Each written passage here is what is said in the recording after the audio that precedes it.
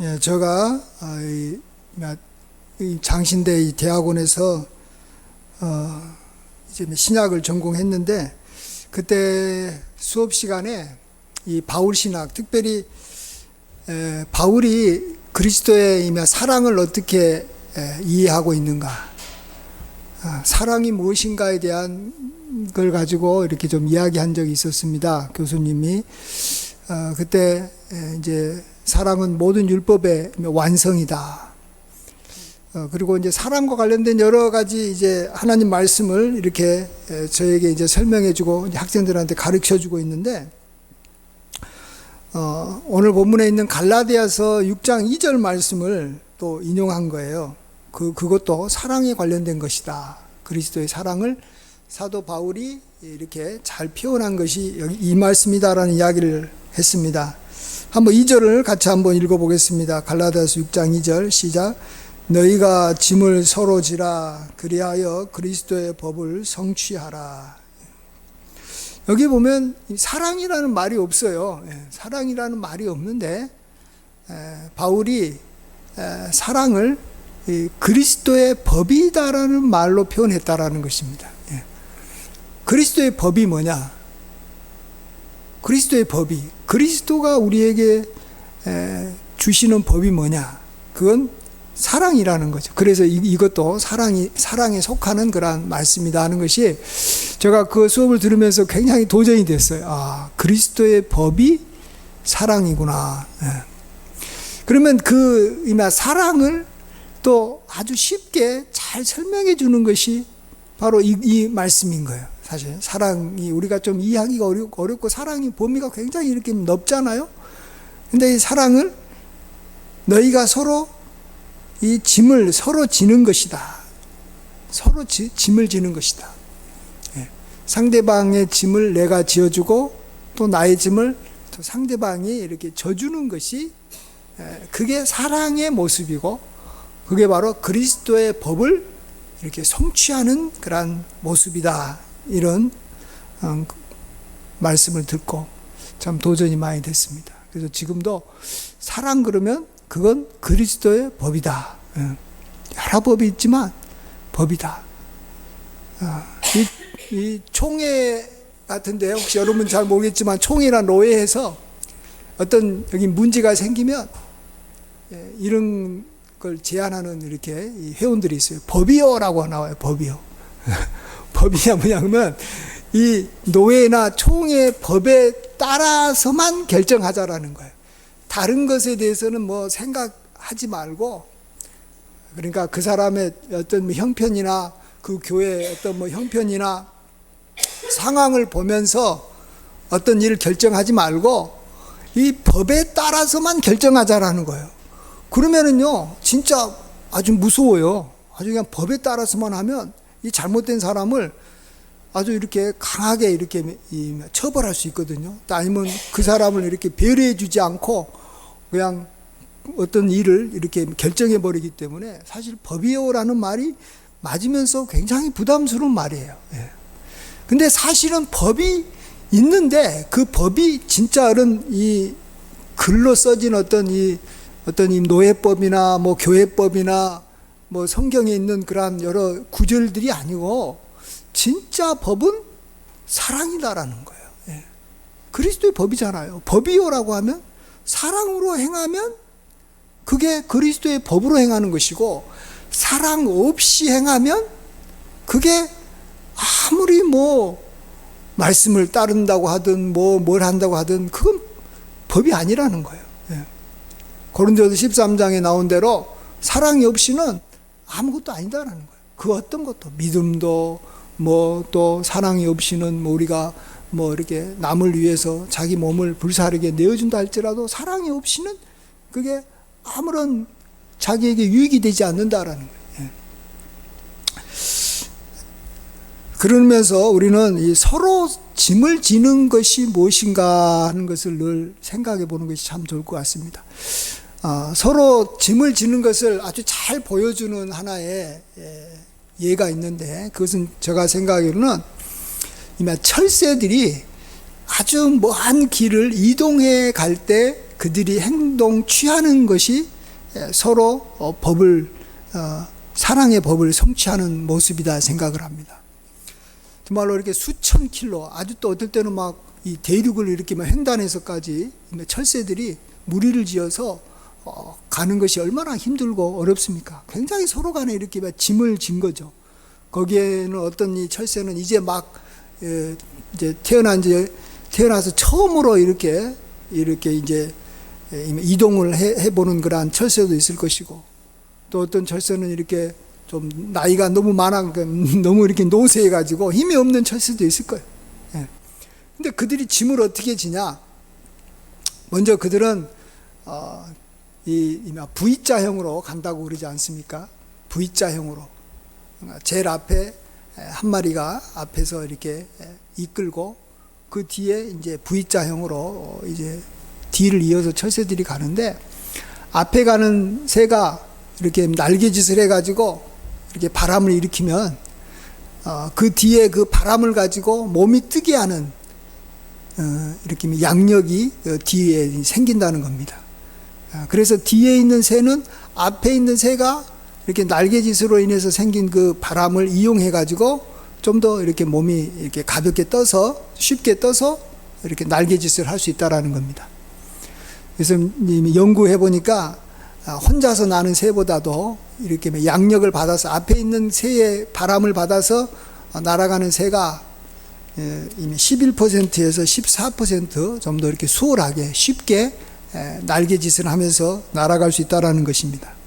이게 바로 이 짐을 서로 나눠지는 모습이라고 볼 수 있습니다. 앞에 있는 새가 가장 힘 있는 새, 튼튼한 새가 그 뒤에 힘이 좀 약한 새들에게 도움을 주면서 그 약한 새의 짐을 지고 가는 겁니다. 근데 이 제일 앞으로 가는 새도 보면 그 중에서 제일로 강한 새고 이렇게 힘 있는 새지만, 앞에서 혼자서 날개짓을 계속 하다 보니까 힘이 빠지는 거죠, 자기도. 그랬을 때는 그 다음으로 힘이 있는 새가 그 자리를 이렇게 와가지고 그 새하고 자리를 바꿔준답니다. 앞에 있는 새가 너무 이렇게 힘들게 자기가 100% 자기 힘으로 가니까 이제 뒤로 가가지고 앞에 있는 새의 그 바람을 이용해서 좀 쉽게 가라고 이제 교대를 시켜준다는 거예요. 그렇죠? 계속해서 이 앞에서 다른 사람의 짐을 지고 갈 수는 없는 겁니다. 이 세상에 누구도 아무리 강한 사람도 자기가 다른 사람의 짐을 끝까지 못 집니다. 진짜 예수님 외에는 끝까지 우리 인간의 짐을 지고 갈 수 있는 사람은 없어요. 하나님만이 우리 인간의 짐을 끝까지 지고 가지, 아무리 힘 있고 또 사랑이 많다고 해도 끝까지 짐을 못 지는 겁니다. 그러면은 주변 사람이 그 사람을 이렇게 대신해 가지고 짐을 이렇게 교대로 지는 일을 할 때 아주 먼 거리를 이렇게 서로 짐을 지어주는 일을 하기 때문에 갈 수 있는 것처럼, 우리들도 어려운 일을 이렇게 만나서 다 힘들잖아요. 짐 없는 사람이 어디 있어요? 다 짐을 지고 가는 우리의 피곤한 인생인데, 피곤한 인생을 우리가 서로 짐을 지고 가면, 볏짚장도 맞들면 가볍다고 함께 짐을 지고 가면 쉽게 나아가는 겁니다. 제가 이전에 어떤 이 젊은 부부가 결혼할 때 주례를 한번 섰는데, 그때 제가 주례 설교 제목으로 이렇게 멍에를 이야기했습니다. 멍에. 특별히 한 결이 두 마리 소가 일할 때는, 특별히 이제 우리나라는 그렇지 않지만 다른 나라에서는 일을 시킬 때는 절대로 소 한 마리를 가지고 일을 안 시킵니다. 그게 소에 대한 배려죠, 사실은. 근데 우리나라 같은 경우는 소를 갖다가 한 마리를 갖다가 그냥 짐을 싣고 이렇게 밭을 갈게 하거나 이제 물건을 이렇게 움직이는데, 웬만한 다른 나라에서는 소를 이렇게 두 결이, 특별히 중동 지역에서는 두 마리를 하나로 이렇게 묶어서 이렇게 짐을 지게 할 때 같이 이렇게 멍에로 이렇게 연결시키는 겁니다. 어깨에다가 이렇게 나무를 대고 서로 이렇게 그 짐을 이렇게 같이 끌도록 그 짐을 뒤에 있는 이 나무에서 한 마리 소가 아니라 두 마리가 같이 끌게 하는 겁니다. 그럴 때 굉장히 수월하게 일을 할 수 있고 또 많은 일을 할 수 있는 거죠. 그것 때문에 소가 지치도 않고 오랫동안 하는 거죠. 이 부부라는 것이 뭐냐 그러면 사실 서로 짐을 지는 사람으로 내가 상대를 택한 거야. 내가 저 사람의 짐을 대신 지어주겠다. 그리고 저 사람이 나의 짐을 서로 이렇게 지어주겠다라고 이렇게 언약한 사람이 부부라고 볼 수 있습니다. 그래서 부부는 이 멍에를 함께 지고 가는 그러한 가장 이 대표적인 대상. 그래서 참 사랑하는 모습입니다. 그게 사랑하는 거예요. 다른 것이 아니고 그 사람의 짐을 같이 지면서 일평생 같이 살아간다면 그 서로 사랑하는 사람이었다라고 말할 수 있는 거죠. 근데 사람들은 예수님께서 바리새인들을 보고 책망했듯이 자기 짐까지도 남이 지게 하고 이 노예 부리듯이 그냥 너가 짐을 져라라고 어깨에다가 무거운 짐을 지게 하고 자기는 이 손가락 하나도 움직여서 그를 이렇게 도와주는 일은 안 해버린다라는 거죠. 그게 사랑이 없는 사람인 거예요. 남한테 짐만 지게 하고 자기는 아무런 짐도 안 지려고 하고 나아가서 그가 지고 있는 걸 도와주지도 않는 거예요. 그런 모습이 있을 때 주님께서는 그런 바리새인들을 막 이렇게 책망하시지 않습니까? 그들이 사랑이 없는 거죠. 사랑이 없으면 그런 거예요. 그러니까 우리가 이 다른 사람들과의 관계를 내가 이렇게 잘 지내려면 어떻게 해야 되나? 주님께서 말하듯이 대접을 받고자 하는 대로 먼저 남을 대접하는 거예요. 같은 말이에요, 이게.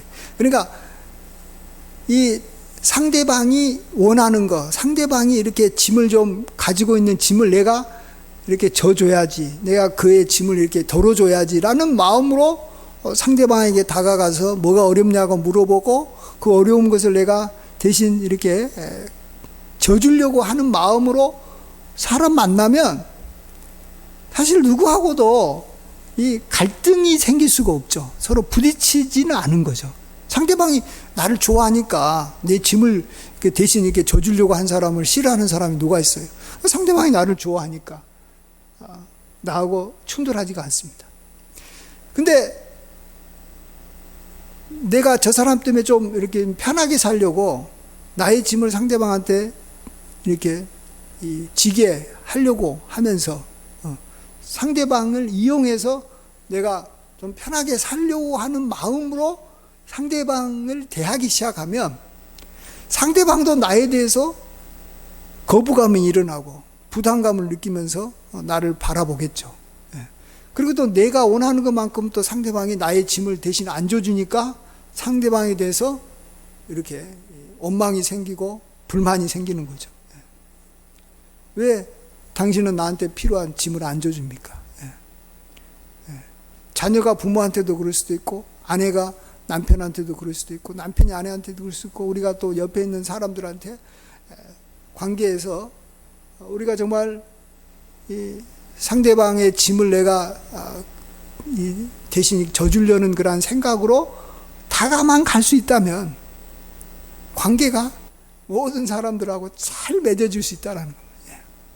상대방의 어려움을 내가 참 상대방이 아프고 또 힘들고 다치고 또 이렇게 어렵게 살아갈 때 내가 그것을 조금이라도 이렇게 덜어주려고 내가 돈 있으면 조금이라도 그에게 돈을 주고 이렇게 격려해주는 말을 하려고 하면 우리 모든 사람들하고 관계가 잘 지내는 거죠.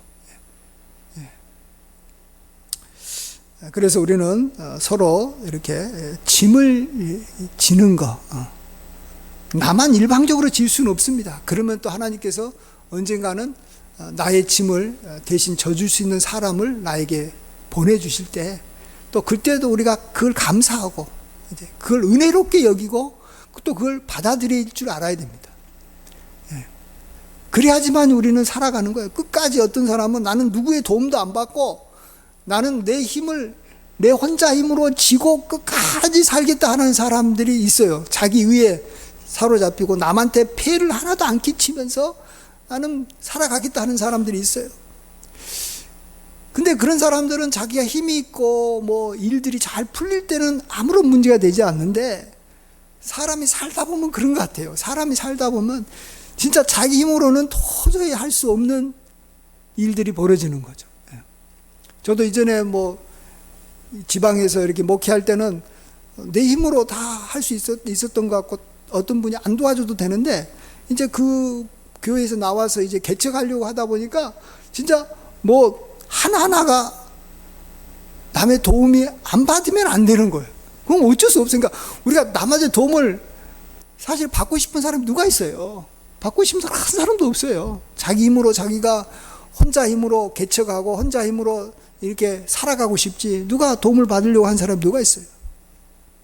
근데 우리는 어떤 경우에는 도움을 받아야 됩니다. 받는 것도 훈련해야 되는 것 같아요.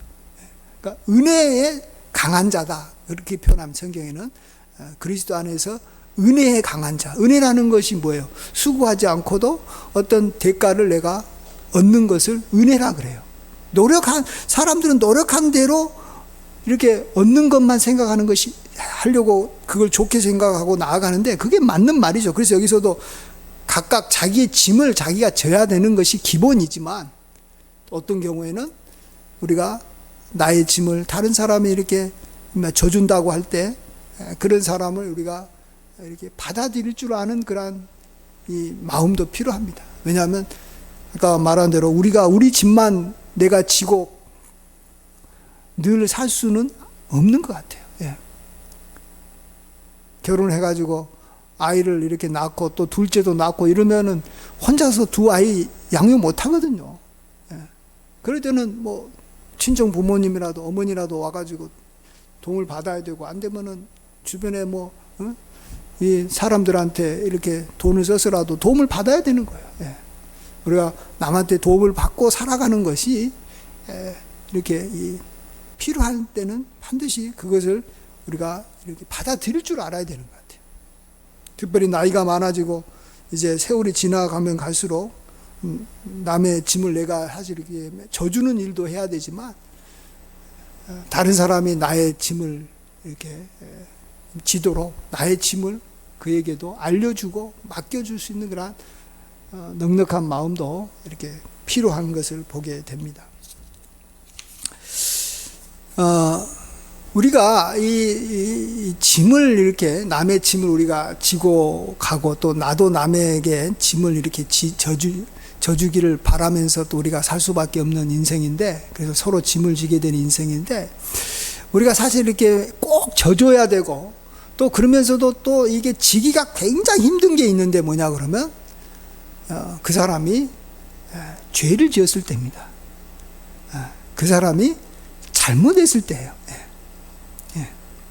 내가 그 사람한테 잘못했을 때는 나도 미안한 마음도 있고 그래가지고 이게 별 문제가 안 되는데, 상대방이 나한테 잘못을 했을 때 내가 그것을 대신 져준다라는 것이 굉장히 어려워요. 그래서 오늘 또 이 말씀하기 전에 그 앞에 6장 1절에 이렇게 시작합니다. 형제들아, 사람이 만일 무슨 범죄한 일이 드러나거든, 이렇게 시작합니다. 여기서 범죄라는 것이 그냥 단순하게 그냥 사회적인 문제가 아니고요, 그런 것들은 뭐 문제도 아니에요.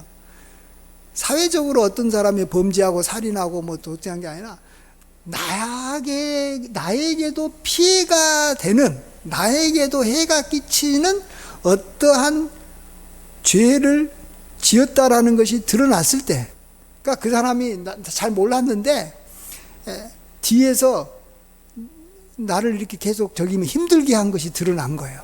앞에서는 막 나한테 막 잘하고 막 아이고 형님 하면서 뭐 언니 하면서 나한테 잘해줬는데, 사실 뒤에서는 나에 대해서 욕하고 나를 비난했다라는 사실이 드러났을 때, 알아졌을 때, 내가 그 사람 그다음부터는 그걸 내가 그걸 어떻게 대해야 될 것인가?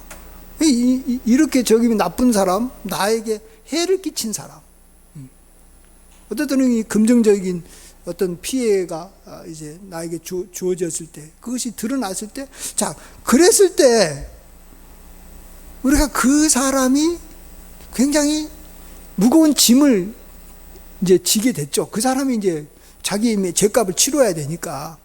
그럴 때 나도 일방적으로 그에게 짐을 지게 하고 요구만 해서는 안 된다라는 것입니다. 그때는 먼저는 온유한 심령으로 그를 일단은 대해라는 겁니다. 누군가가 나한테 잘못했을 때 우리는 화부터 냅니다. 저도 자주 그래요. 우리가 언제 화낸다고요? 상대방이 나한테 해를 끼쳤을 때 화를 내는 거예요. 상대방이 어떤 객관적으로 잘못한다고 해가지고 우리가 이렇게 화를 내거나 거룩한 진노를 하거나 그럴 존재는 아니에요, 우리들은. 우리 인간은 내가 맞아서 아프다든지, 내가 상처를 입었다든지, 내가 이렇게 피해를 입을 때 그 가해자한테 우리 화가 납니다. 그러면 그 사람의 짐을 내가 이렇게 진 게 아니에요. 근데 무조건 여기면 용서해란 말은 아닙니다. 하나님 여기서 그런 말은 아니고요. 물론 용서하면 좋겠지만 쉽지는 않죠. 그럴 때 내가 그 사람의 이 짐을 내가 가장 이렇게 이렇게 지는 가장 최선의 방법, 그 다음에 가장 먼저 해야 되는 방법은 온유한 마음으로 일단은 그에게 다가가야 된다라는 거예요. 화내지 말고. 저도 이 말을 하면서 엄청나게 많이 찔립니다. 내가 남의 짐을 내가 져주지 못했구나. 온유한 심령으로 그러한 자를 이렇게 바로 잡아주려고 한다. 그에게 잘못된 것을 이렇게 온유한 심령을 가지고 어쨌든 그 사람을 이렇게 바로 잡아주려고 대해야 된다라는 것입니다. 그런 것이 바로 그것이 온유하게 대하는 것이, 나에게 죄진 사람을 온유하게 대하는 것이 그 사람의 짐을 이렇게 져주는 것이고, 그것이 그리스도의 법을 성취하는 것입니다. 이걸 하도 이것을 해야 되는 거예요. 이게 굉장히 어렵긴 어려워요. 그렇지만 또 하려고 맘만 먹으면 할 수 있죠. 그리고 주님께서는 이렇게 온유하게 남의 짐을 잘 져주는 사람이 있다면 하나님께서 그를 굉장히 높이는 거죠. 왜냐하면 최고의 법, 그리스도의 법을 성취한 사람이에요. 온유해가지고 정말 하나님 앞에 그리스도의 법을 성취함으로 귀하게 쓰임받은 사람 우리가 잘 알지 않습니까? 모세입니다. 모세. 백성들이 막 자기를 향해서 돌도 던지고 비난하고 공격하고 하나님 앞에 범죄하고 이럴 때 모세는 화를 안 냈어요. 화를 안 냈어요. 온유하게 돼 있어요. 그런 모세를 하나님께서 40년 동안 광야에서 만든 다음에 그를 이스라엘의 지도자로 높이 세웠지 않습니까? 근데 그 모세가 딱 한 번 화를 한 번 딱 내고 난 다음부터는 그 온유했던 모세를 하나님께서는 화를 냈다고 해가지고, 그렇잖아요. 이렇게 그들이 물이 없어서 막 물 달라고 할 때 내가 어떻게 너한테 물을 주겠느냐 하면서 하나님이 나한테 이 반석을 쳐서 물을 주게 해라고 말씀을 했다만 너희들 그럴 수 있어 하면서 화내면서 반석을 2번 쳤을 때 이 반석은 그리스도라고 말합니다. 반석을 이렇게 사실은 이렇게 막 쳐라고 하지 않았죠. 반석을 향해서 물을 내라라고 하나님은 말했는데 반석을 쳐버렸어요. 그때는 원래는 처음에는 쳐서 물을 냈고 나중에 이제 문제가 됐었던 이 사건 할 때는 반석을 쳐버린 거예요. 그러면서 화를 낸 거예요. 그걸 보면 어떻게 보면 그리스도의 법을 모세가 성취를 못 해버린 거예요. 그럴 때 모세는 자기가 꿈에 그리던 이 가나안 땅에 참 가지 못하고 그냥 이렇게 모압 땅에서 이렇게 죽고 말지 않습니까? 우리도 참 하나님 앞에서 끝까지 정말 이 귀하게 쓰임 받으려면, 그리고 우리가 갖고 있는 것을 계속해서 누리고 이렇게 하나님의 그러한 이 축복을 계속 우리가 받아 누리려면 진짜 우리에게 죄 지은 사람을 일단은 온유하게 대해야 됩니다. 예. 그래서 그리스도의 법을 우리가 성취를 하는 것을 보여줘야 될 것 같습니다. 우리가 잘 안 대로 우리 예수님을 우리가 왜 사랑합니까? 예수님을 사랑이라고 말합니까? 예수님께서 우리의 죄값을 온유하게, 우리를 온유하게 대하면서, 우리가 죄인이었지만 진노하지 않고 온유하게 대하면서 우리의 죄를 대신 지시고 십자가로 지시고 용서해 줬기 때문에 우리가 예수님을 그렇게 높이고, 또 하나님께서 그런 일을 하신 예수님을 지극히 높여서 하나님 보좌 우편에 앉으시고 모든 하늘과 땅의 권세를 다 주지 않았어요? 우리도 그런 거예요. 우리도 예수님을 닮아서 우리에게 죄진 사람을 우리가 온유하게 대해서 그를 바로잡아 주면 하나님께서 우리를 축복해 주는 줄 믿습니다. 우리가 이 주기도문에서 늘 고백하듯이, 저도 주기도문 할 때마다 제일로 부담스러운 것이 하나 있죠. 다른 것들은 그냥 막 담대하게 우리가 주기도문 할 때 막 이렇게 주장하고 막 외치고 강구할 수 있는데, 하나가 힘든 게 있어요. 우리가 우리에게 죄진 사람을 용서해 준 것처럼 우리의 죄를 용서해 주시옵소서. 이 기도 제목은 다른 것은 다 괜찮아. 다른 건 악에서 우리를 건져달라 그랬지, 일용할 양식을 달라 그랬지, 뭐죠? 하나님 이름이 거룩히 여김을 받으시고 나라가 임하옵시고 다 괜찮아요. 다 해볼만 해요. 그거. 근데 그 주기도문, 주님께서 가르쳐 주신 주기도문에 대해서 정말로 부담스러운 것이, 나에게 죄진 사람을 내가 용서해 줄 때 나는 주님으로부터 용서를 받을 것입니다. 이 고백을 한다는 것이 굉장히 부담스러운 거죠. 이거 제일 힘들지 않아요? 그렇죠. 정말 사랑하는 게 힘들죠. 그 사람의 짐을 내가 대신 져주고 그 짐에서 그가 풀어나도록 그의 짐을 이렇게 덜어주는 일이 우리가 꼭 해야 될 일입니다. 우리의 기도 제목이고, 주님께서 우리가 행하도록 우리에게 명령하신 그러한 그리스도의 법입니다. 이게 법대로 살아가는 거예요. 법대로.